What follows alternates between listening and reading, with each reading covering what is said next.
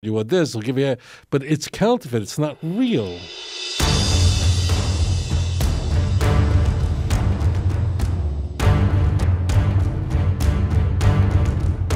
You are live on the air.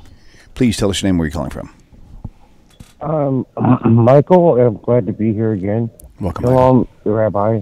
I'm the only Jew in my town, so I'm surrounded by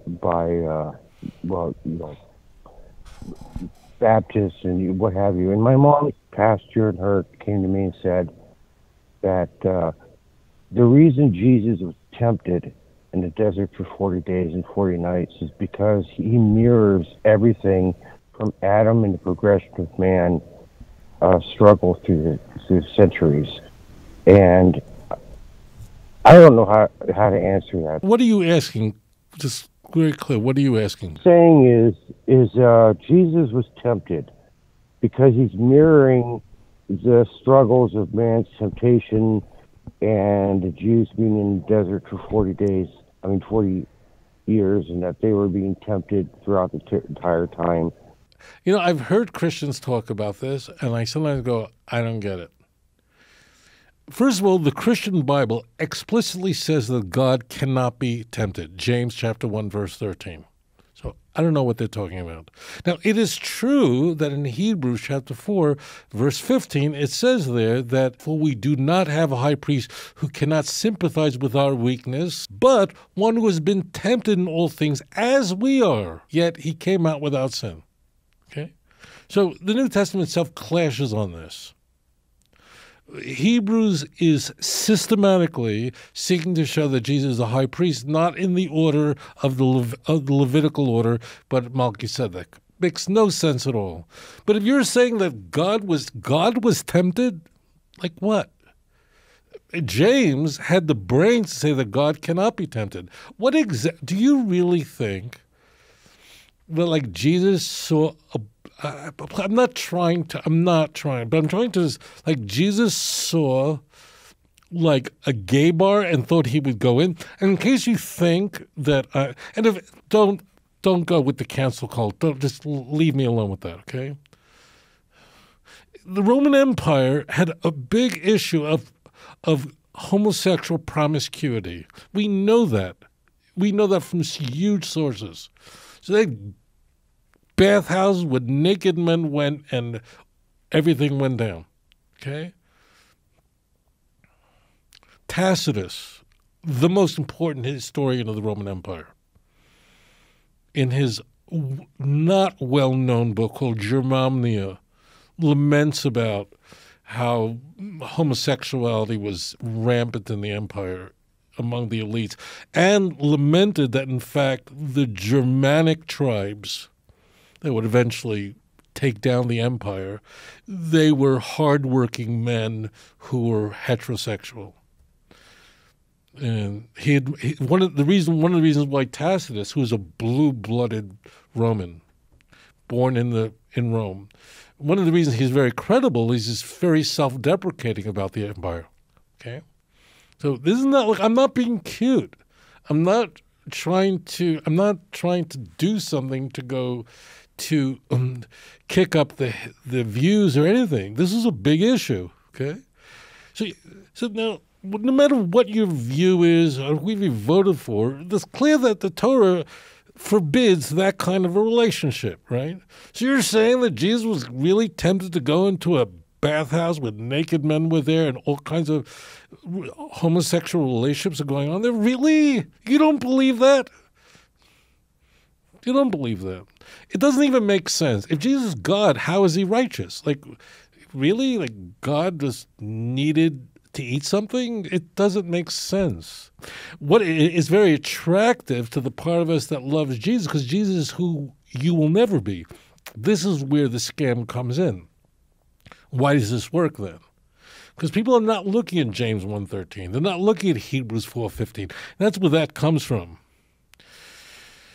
People feel broken, worthless, dirty, and sinful, and feel like, I'll never make it. I'll never be able to stand in front of God.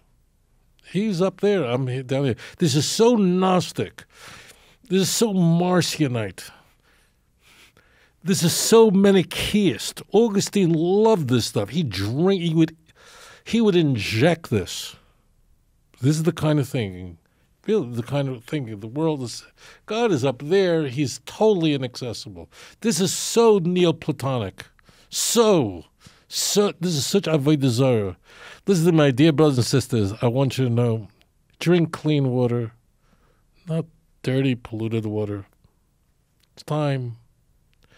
Hashem loves you. You're creating His image. But people have trouble with that. Why? Because they grew up in a Christian world, and America is a Christian country. Okay, December 25th is a federal holiday, and Hanukkah isn't. And it's a Christian culture, and it just seeps. The stench is everywhere. I lived in Indonesia for a long time. Okay, unfortunately, a lot of people smoke in Indonesia. Okay? You walk into a place, you can't even breathe, and the smell sticks to you. I'm very grateful to Indonesia. That was my home for years, and they treated me very, very well. But too many people smoke there. The whole deal is God cannot be tempted. It doesn't make sense. What was He tempted? Like what? Now, why does Hebrews say that? Because Hebrews is an early book. It's written. The book of Hebrews was written about the year 64. That means it's older than the Gospels. Okay, what I'm saying about Hebrews is very mainstream. If you open your book of Hebrews, obviously I was going to say a Christian Bible. That's the date. Why is not important, but it's written in the early 60s, okay? So the Christology was not highly developed yet. You didn't have the prologue of John yet, you know? So that's why you find these things in the book of Hebrews. What do you mean God was tempted? What does that mean? That's why Jesus' temptation in the wilderness is found in the Synoptic Gospels, but where won't you find it? I'm testing you. Think about it, guys. You, my beautiful viewers. If what I'm saying makes sense of the Jesus' temptation in the wilderness is point to a relic of an older, lower Christology, where would you expect to find it? Where would it be absent from? Use your brains. You've been studying with me for a while now, no? You would say, wait, I don't have to look that up. I should find the temptation in the wilderness in the Synoptic Gospels, earlier texts, or Hebrews, which even predates Mark, and I probably will not find it in the book of John, where we have our highest Christology. Tell them what you want. And there you go. You see how it all works? This is a mess. But the idea is, what sells Christianity? Why do people believe in this? Because people feel dirty, sinful, worthless, hopeless, and Jesus is somebody you will never be. And He'll save you from hell, which you are pretty sure you're going to. And people are terrified of dying. People are terrified of dying. You know, people are so frightened of death, because we're the only creature that knows we're going to die. Almost no animal in the world besides us know that death is waiting for us, right? This is so traumatic that psychologists say that a person cannot even contemplate his own death for more than a few seconds. It's too traumatic. People can contemplate and plan their wills, plan all sorts of things, but can't think about their actual death for more than a few seconds. For most people, it's just they have to stop and change. Why? It's too much. People are mortified by this, no pun intended. And therefore, I need to know that I've got a ticket to heaven. And Jesus is like a really good guy, and He was tempted too, but He did what I could never do. He resisted all temptations. And if I put my trust in, that's where it comes from. It's sweet Jesus. But it's a false ticket. It means you've got something that says you got a ticket to go to heaven, but you know what happens when you come after 120 and you show it? I got my ticket. It's a false ticket. It's a counterfeit. How horrible would you feel if you had someone gave you a ticket to a great concert or show? You had front row seats. You couldn't wait. Whoever was playing, Paul McCartney, someone you couldn't believe, right? And then you're waiting in line, and you get there, and then they look at the barcode. They say, this is a counterfeit. That's what Christianity is. So that's what we're saying. Christianity is promising everything. Whatever you want this, I'll give you. But it's counterfeit. It's not real.